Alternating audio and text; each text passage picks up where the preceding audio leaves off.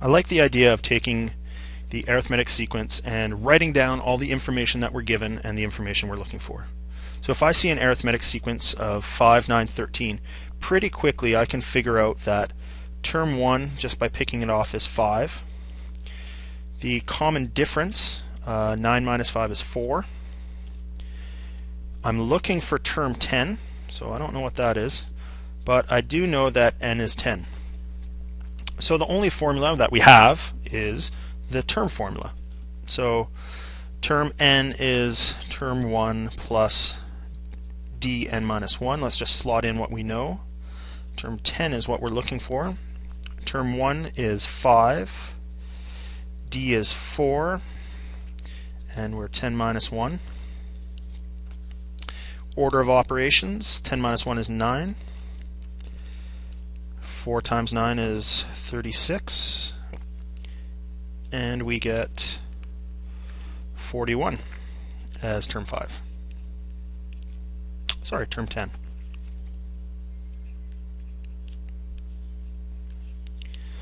It's always a good idea maybe to go back, give it an idea if it's a reasonable answer. Certainly our arithmetic sequence is increasing, 5, 9, 13. We're somewhere around 41. It seems reasonable. It may not be a good check, but just an idea to think if that's right. Let's scroll down to example 2 here.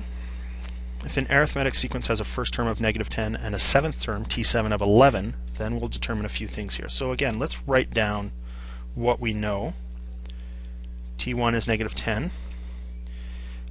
T7 is 11, which means n is 7. And we are looking for D. So probably still just a straight application of our previous formula. T7, which we know is 11, is equal to term 1, which is -10, plus D, which we don't know, and 7 minus 1. So D and 6. Why don't you go ahead, see if you can solve that. Hit pause now. If we add 10, we get 21 equals 6 times D. And division by 6, we get a common difference of 21/6, which we could reduce if we divide both by 3, which would be 7/2. So nothing wrong with that. If you have decimals, that's not so bad either. But we certainly have a common difference of 7/2. What about the ninth term? There's two ways we could do this. We could again go to T sub 9, which we don't know, is the first term, which is -10, plus common difference of 7/2 times 9 minus 1. Why don't you try that one? And I'm going to try and show you another example. So hit pause now.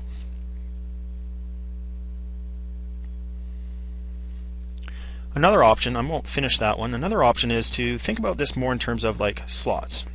Term 1, term 2, term 3, 4, 5, 6, 7 is 11. I don't know 8, and I'm looking for 9. How do we progress from term to term in an arithmetic sequence is by adding the common difference. So we can almost create our own little formula here by saying if we start with 11 and add 2 of our D's, we should end up with term 9. And since we know D is 7/2, term 9 is therefore 18.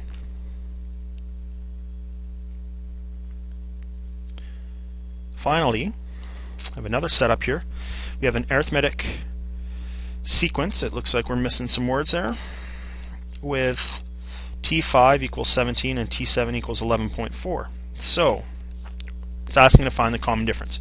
We could again go to using two formulas. We could use a term 5 formula and a term 7 formula and compare the two. But it's also easy enough to use that slot idea again. There's term 1, 2, 3, 4, 5, 6, and 7. Again, 1D and 2D is what we're adding. So 17 plus 2 of these D's has to equal 11.4. So 2d is 11.4 minus 17, which is negative 5.6, and dividing by 2 we get a common difference of negative 2.8. So what that tells me is that we are actually decreasing as we move further right in the list, and we can see that because the 17 decreases to something by 2.8, and we subtract another 2.8 to end up with 11.4. Certainly for the first term, if we had slots again, we could move backwards by subtracting d. Because d is negative, it would actually be like we're adding 2.8 as we move backwards. But let's go back to the formula maybe and use term 5 here. Term 5 is term 1 plus the common difference of negative 2.8, 5 minus 1, so term 5 is 17. Term 1 is what we're solving for. It's going to be minus 2.8 times 4. Let's take a look at 2.8 times 4. We get 11.2, so 17 is T1 minus 11.2, and if we add 11.2 to 17, we get 28.2 for term 1. Certainly that might make sense if we go backwards in the list. We're subtracting a negative common difference, which means we're actually getting larger. This ends the notes for section 1.1 on arithmetic sequences.